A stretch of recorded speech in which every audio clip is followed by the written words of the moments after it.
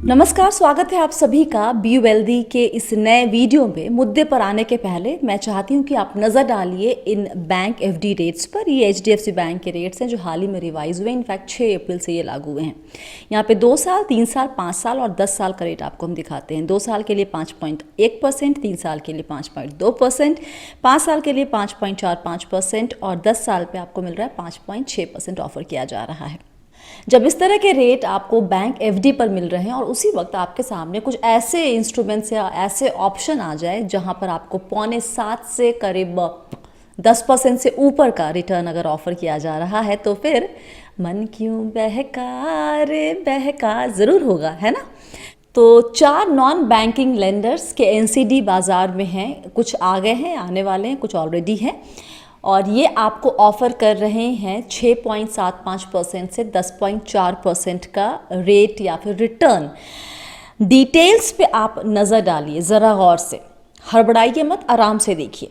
यहाँ पर ये 4 कंपनियाँ कौन सी हैं? ये कंपनियाँ हैं Muthoot finance, Indiabulls housing finance, Edelweiss housing finance और UGRO capital. I don't know how to pronounce it.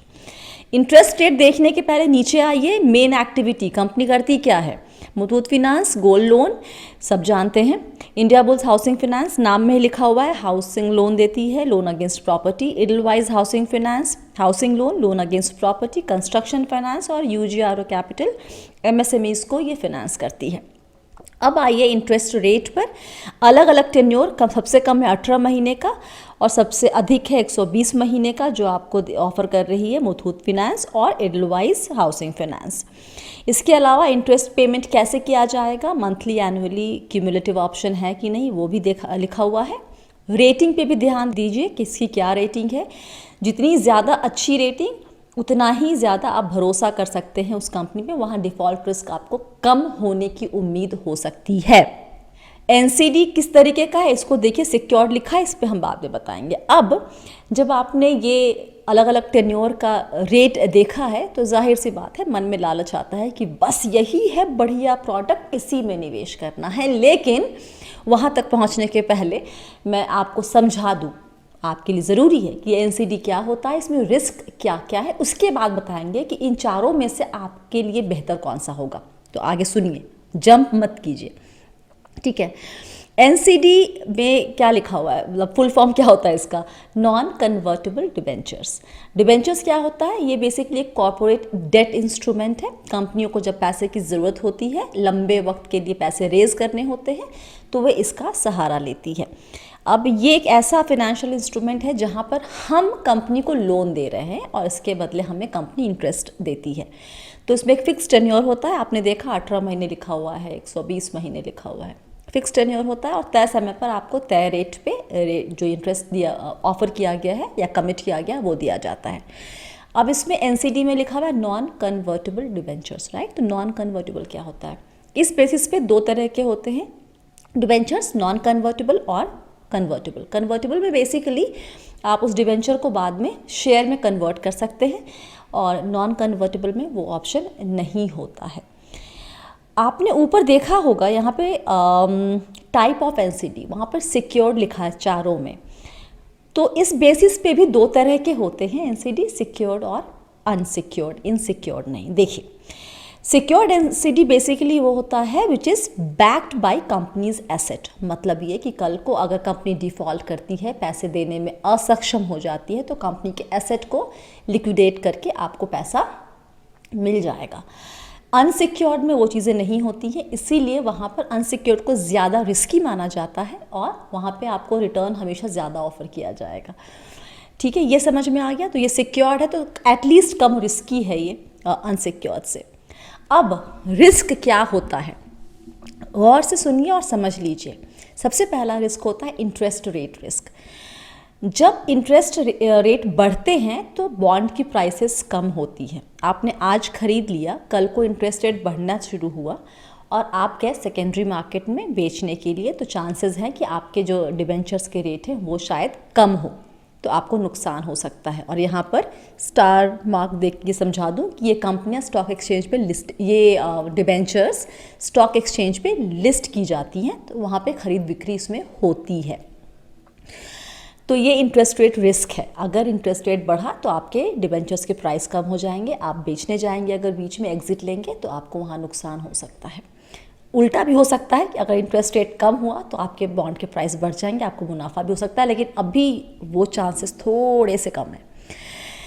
Default risk, आपने लोन दिया है और सामने वाला बोले कि ओ तेरी अब मेरे पास पैसे ही नहीं बचे, मैं तो नहीं दे पाऊँगा, तो ये होता है डिफ़ॉल्ट रिस्क। ये अक्सर बोलना शायद गलत होगा, लेकिन ऐसा नहीं है कि ये अननोन चीज़ है। ये डेट मार्केट में ऐसी चीज़ें होती रहती हैं, इसलिए आपको क्रेडिट रेटिंग देखनी बहुत ज़रूरी है। जितनी ज़्यादा अच्छी रेटिंग उतना ज़्यादा चांसेस, मतलब उतने कम चांसेस है बेसिकली कंपनी के डिफ़ॉल्ट करने के। आपको 2018 का IL&FS क्राइसिस याद है ना, वो एग्जैक्टली यही था। एक होता है कॉल रिस्क। कंपनी ये तय करती है, से मान लीजिए कि 5 साल के टेन्योर वाला डिबेंचर है। कंपनी ने तीसरे साल में कहा कि हम पूरा लोन चुकाना चाहते हैं। क्यों ऐसा करेंगे? कंपनी शायद ज़ीरो डेट कंपनी बनना चाहती है, या फिर उनको कहीं और से जो लोन है वो सस्ते में मिल रहा है, तो ये महंगा वाला लोन चुकाना चाहेंगे, तो इसको कहते हैं कॉल रिस्क। वो बीच में उन्होंने पूरा लोन चुका दिया।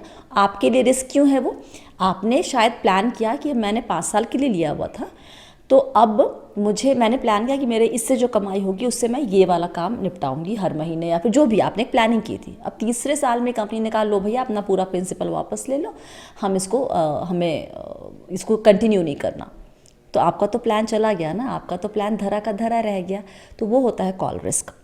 लिक्विडिटी रिस्क, हमने कहा कि भाई ये स्टॉक एक्सचेंज पे लिस्टेड होते हैं, वहाँ पे खरीद बिक्री होती है सेकेंडरी मार्केट में, राइट।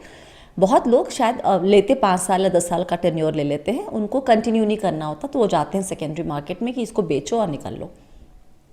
लेकिन वहाँ पर कोई खरीदने वाला ही नहीं, तो क्या करेंगे? इसको कहते हैं लिक्विडिटी रिस्क, कि आप बेचना चाह रहे हैं लेकिन खरीदने वाला कोई नहीं है। और ये हमारा जो इंडिया का जो बॉन्ड मार्केट है वो अभी इतना डीप नहीं है कि वहाँ पर हर तरह के इंस्ट्रूमेंट में, हर तरह के डेट इंस्ट्रूमेंट में लिक्विडिटी हो। तो ये रिस्क हमेशा रहता है आप जब भी डिबेंचर्स में निवेश करेंगे तो ये 4 तरह के रिस्क हो गए, इसको आपको जहन में रखना है। टैक्स, जो कमाई करेंगे आप इससे, जो इंटरेस्ट आएगा वो आपके इनकम में जुड़ेगा और टैक्स स्लैब के हिसाब से आपको टैक्स लगता है। इसीलिए जो कम टैक्स स्लैब वाले होते हैं ना, उनको ज़्यादा फ़ायदा होता है इस तरह के NCDs में निवेश करने पर। अब सवाल कि इसमें निवेश किया जाए या फिर ना किया जाए। देखिए FD पे आपको अभी मिल रहा है कितना इंटरेस्ट, देख ही लिया हमने ऊपर ना, मतलब 5 से 5.5 पौने 6% के आसपास। इसके सामने ये आपको अच्छा खासा एक ऑप्शन यहाँ पे 1 से 4% ज़्यादा इंटरेस्ट मिल रहा है। साथ ही यहाँ पर no tax is deducted as per at source as per the provisions of section 193 of the IT act, जो आपको बैंक FD पे होता है, राइट, वहाँ पे TDS करता है, यहाँ नहीं करता। तो ये एक फ़ायदा यहाँ पर दिखता है। तो कुछ पैसा आपको अभी, मुझे लगता है कि अगर आपके पोर्टफोलियो में जगह है तो यहाँ पे जा सकता है, लेकिन कितना?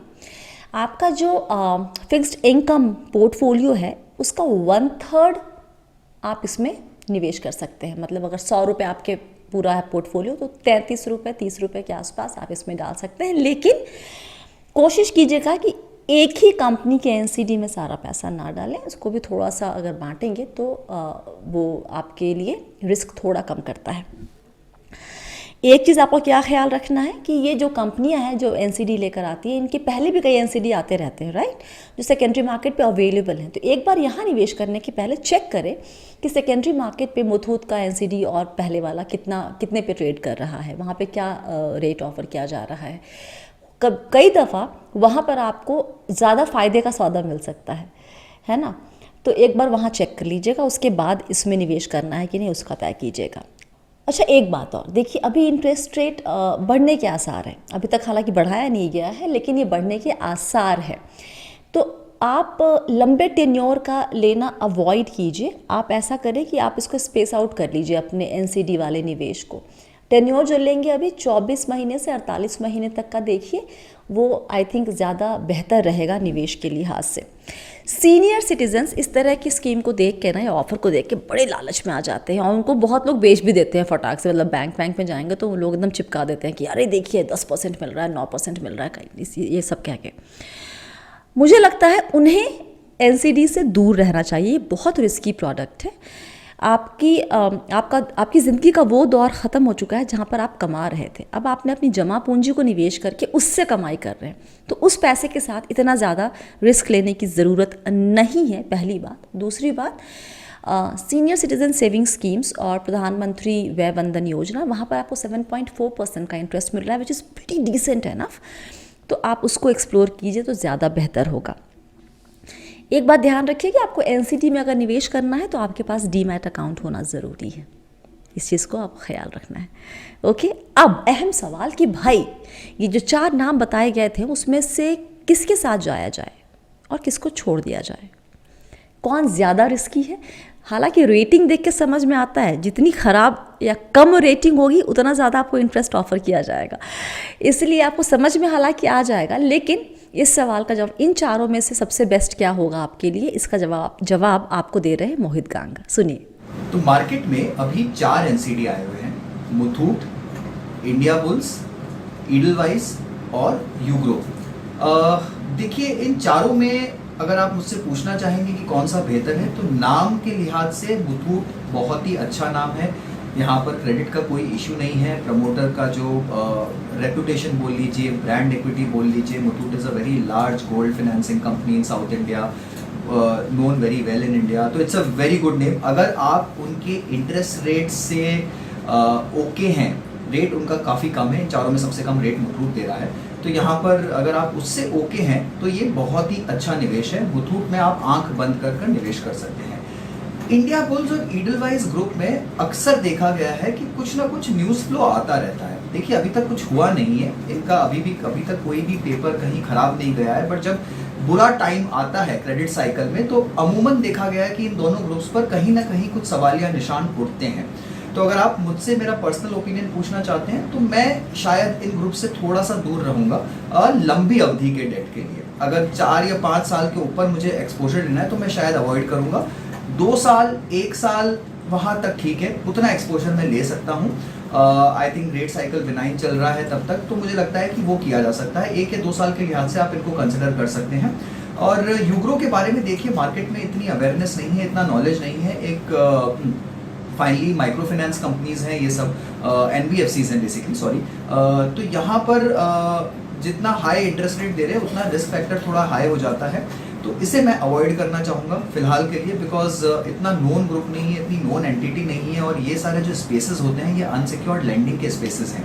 यहाँ पर डिफ़ॉल्ट का और दूसरे तरह के लॉसेस का चांस बहुत हाई होता है। तो जब तक कि प्रमोटर और ब्रांड पे पूरा भरोसा ना हो, उससे दूर रहना बेहतर है। तो मेरी rating Muthoot definitely yes, India bulls और ईडलवाइस में ईडलवाइस सेकंड नंबर पे आएगा। छोटी अवधि का डिपॉजिट आप कर सकते हैं। इंडिया बुल्स कोशिश करिए अवॉइड कर सकते हैं, अगर 1 साल का करना है तो कर सकते हैं, या 2 साल तक का मैक्सिमम, और यूग्रो को फिलहाल अवॉइड करिए। ये है मेरा इन चारों पर व्यू। तो जवाब सुनने के बाद आपको समझ में आ गया कि किसको गले लग जा करना है और किसको हाँ दूरी रहो भैया तुम अभी मेरे से, ये कहना है, राइट। तो हमने अभी जो एनसीडीज़ ऑप्शन आपके सामने अवेलेबल है उसके बारे में डिटेल में जानकारी दे दी है। थोड़ा रिसर्च आपको खुद भी करना है कुछ भी निवेश करने के पहले, क्योंकि यहाँ पे निवेश की रिकमेंडेशन नहीं दी जा रही है, आपको समझाया जा रहा है एक फाइनेंशियल प्रोडक्ट के बारे में। वीडियो अगर अच्छा लगा है तो आप लाइक करेंगे, चैनल सब्सक्राइब करेंगे, बेल आइकन दबाएंगे, ये वीडियो शेयर करेंगे। कुछ सवाल है तो नीचे कमेंट में लिखेंगे, और फीडबैक है तो वो भी लिखिएगा। बस इतना ही याद रखिए, आप है मेरे यानी स्वाति के साथ, और हम सब है बहुत ही सावधानी और समझदारी के साथ अमीर बनने के सफ़र पर। आप सभी को बहुत सारा प्यार और दुलार। Stay blessed, healthy and be wealthy.